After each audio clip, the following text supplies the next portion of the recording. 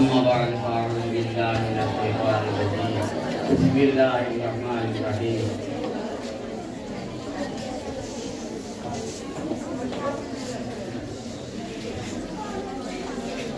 وعلم آدم الأسماء كلها ثم عرضهم على الملائكة فقالوني بأسماء هؤلاء الصالحين قالوا سبحانك لا علم لنا إلا ما علمتنا إنك أنت العليم الحكيم. وقال النبي صلى الله عليه وسلم اطلبوا العلم ولو في السين. وصلى الله على سيدنا ومولانا محمد وعلى آله وأصحابه وسلم. আজকের এই সভার সভাপতি মঞ্চে উপবিষ্ট আমার সহকর্মীবৃন্দ এবং আমার প্রিয় ছাত্রছাত্রীবৃন্দ, আমি শুধু একটি কথা বলে তোমাদের কাছে বিদায় দেব। পাক আর না পাক, পবিত্র আর অপবিত্র, যেমন আমরা জীবনও একটা জিনিস আছে আত্মা আর পরমাত্মা। আমরা যে শরীর লইয়া গুলিয়া এটার নাম হইল পরমাত্মা, আর আমরা ও শরীরের ভিতরে লুকাই আর একটা জিনিস আছে এটার নাম আত্মা। অনেক সময় মানুষ মারা যাওয়ার পথে আমরা দোয়া করি হই তার আত্মার সদ্গতির লাগি দোয়া করি। এই আত্মাটারে এই শরীরটারে যদি পবিত্র রাখা যায় তাহলে পরবর্তী জীবনও নিজের জীবনটাও বৈধ হইব। এই কথার লাগিয়ে তারপরে অনেক জিনিস তুলিয়া দিতে হইব। দেখো, আমরা জানি কথা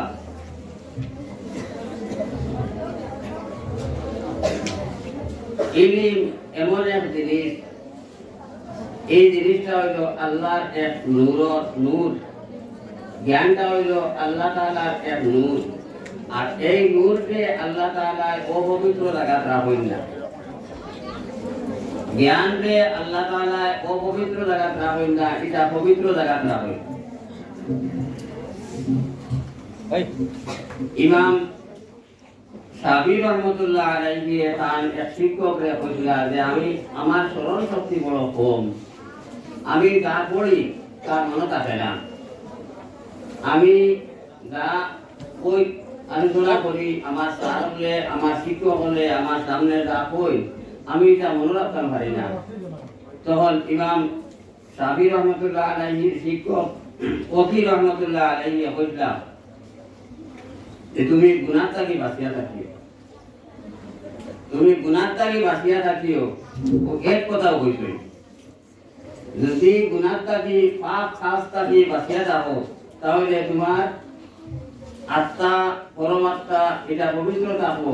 আর এটা পবিত্র থাকলে তুমি জ্ঞান নামক যে পবিত্র জিনিস এটা আল্লাহর পক্ষ থেকে পাইবাই, এটা তুমি পাইতে থাকবাই। জ্ঞান সম্পর্কে জনাব রাসূলুল্লাহ সাল্লাল্লাহু আলাইহি ওয়াসাল্লাম কইছেন, ইন্নামা আনাল কাসিমু ওয়াল্লাহু ইউতি। জ্ঞান আল্লাহ তাআলা দেন আর আমি পাঠি। জ্ঞান আল্লাহ তাআলা দেন আর আমি পাঠিয়ে দেই। আমরা জানি কথা সিন্ধি বাড়ির তাই সিন্ধি পাঠই তার লগে তোরা মিল তাহলে সমস্থান তোরা আমার পায়ে গরম করবো, তোরা এদিকে হাত দিতে তোরা সুন্দর করবো। এর কারণে আমি প্রায় ক্লাস হইয়া দেই, পড়া কইতে অন্তত দুরূদ শরীফ তিনবার হইয়া বলার চেষ্টা করিও, কারণ তাই পাঠিয়েছিলা তানে হইলে হাত করিও। আচ্ছা, তাহলে আমরা জানি কথা যে জ্ঞান এই পবিত্র জিনিসটারে পাইতে হইলে তুমিও না পবিত্র থাকতে লাগবো। আমরা জীবনে চলার পথে অনেক কিছু আছে, এটাকে আমরা বাঁচিয়া রইতাম। এটা সংক্ষেপ, এটা সব তুমি জান স্কুলে পড়ারা সব শিক্ষিত গাঁওবাড়ি ওয়াজ না এইখান। এর কারণে তুমি জান বুঝবারায় যে তোমার জীবনটা কিরকম পবিত্র রাখা যায়, পালা রাখা যায়, ও চিন্তা করবায় সব সময়, যাতে আমরা পবিত্র থাকিয়া উচ্চ শিক্ষায় শিক্ষিত হইতাম পারি। তুমি জানি জানোই কথা, আমরা গাঁওবাড়ির খানির মাঝে প্রস্তুত করেন মাংস পোলাও, মানে আরো ভালো আছে বিরিয়ানি, জানি এই তো বিরিয়ানি মুরগর পুরার পাত্রের মাঝে রাখেননি কোনো সময় না, এটা রাখবার লাগি পালা পালা প্লেট পার করে আনি রাখবা। আর গান্দা বাদ দেখুন এগুলো তো পালা প্লেট রাখবানি না, এগুলো তো এইটা মারিয়া ও কুকুরের হানি তাই, গরুর হানি তাই, মুরগর হানি দিলে যাও। ঠিক বলা, আমি যদি পাত্রটা পালা হই, আমি আমার একটা পাত্রের লগে তুলনা করি, যদি পাত্র পালা হই তাহলে আল্লাহর কাছ থেকে এই জ্ঞান নামক নূরটা আমিও পাইব।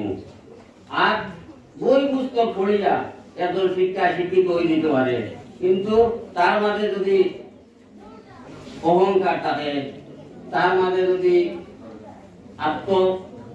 আত্মমরিতা থাকে, এ যদি সমাজ সেবা করে না, একজন সমাজ সেবা যদি করে না, আর তার অগাধ পাণ্ডিত্য থাকে, যেমন বইতেন একটা কাটা গাছের লাগান, কাটা গাছ দেখি বেহরের গাছের দ্বারও কেউ যায় না, কাউবারে কথা আছে গোবিন্দর গা মানুষের হয়ে যায়, বেহরের গাছের দ্বারও কেউ যায় না, বালা বড়র গাছ হয়েছে ও যায় মানুষ, মিথ্যা বড়িয়ালা গাছ যদি বড়ই যদি হয় সেগুলো কথা তাহলেও দাঁড়ায় যা কিন্তু খাওয়া যায়।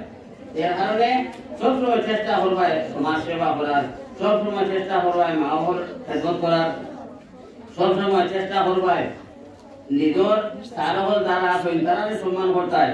এই হাই স্কুলের সমপর্যায়ে যত তারকল যতখান আছেন সবরে কিন্তু সম্মান করার চেষ্টা করবায়। তুমি তাই হয়তো পালা পালা জ্ঞান লইয়া উচ্চ শিক্ষায় শিক্ষিত হইতে আরো তাই বলি একদিন তোমার পাঠশালার ঘাটে দেওয়া হইতে আইনি ওখান যে তাই তো মেট্রিক পার বেটা, আমি তো বহুত জ্ঞান লইয়া ঘুরিয়া, এই কথা মনে আনিও না, কোনো সময় না, কোনো সময় আনিও না।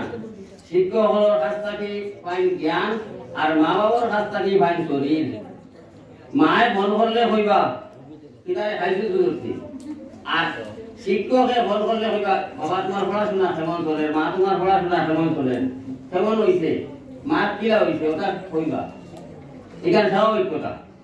এর কারণে সবসময় যত চারকল আছে সবরে সম্মান করার চেষ্টা করবা, আর নিজের চারকলের সম্মান করলে করলাই না হলে না করলাই না কিটা না, সবসময় কিন্তু এই কথা রাখবাই যে শিক্ষক হযরত আলী রাদিয়াল্লাহু আনহু কইতা যাই আমারে একটা অক্ষর পড়াইছই তার কাছে আমি ঋণী হয়ে গেছি, তাই চাইলে আমারে বেশি দিতে পারবেন, আর তাই চাইলে আমারে স্বাধীন করে দিতে পারবেন, তাই যদি চাই চাইলে বাবা তুমি পাথর গিয়া কইতে পারবেন, আর তাই যদি হইছে তুমি চিরদিন আমার পায়ে আমার পরিবর্তন করো তাইলে করতে লাগবো আমার। দেখো শিক্ষকের কাছ থেকে জ্ঞান পাইতে হইলে একটা উদাহরণ, ওই ঘোড়ার নদী আছে, যদি ওখান থেকে একটা নালা কাটিয়া দেওয়া যায় তাহলে ওদিকে জল যাইব না যাইতো না যাইব, আর যদি বন্ধ করে দিও তাহলে আইতো না জল আইতো না। এর কারণে শিক্ষকগুলোর লগে যোগাযোগ সব সময় রইত, স্যারগুলোর লগে দোয়াটা পোয়া, স্যার হলেও দোয়া করবা, এটা স্বাভাবিক, স্যার হলে খাওয়া লাগতো না, দোয়া করিও স্যার দোয়া করবা, এটা খাওয়া লাগতো না, স্যার হলে এমনিও করবা। আর তুললেও মনে হইব যে আমরা কিন্তু উচ্চশিক্ষায় শিক্ষিত হোক জ্ঞানী হোক, আর স্যারগুলোর লগে যোগাযোগ থাকলে স্যারগুলো তার এই জ্ঞান পাইতে থাকবায়।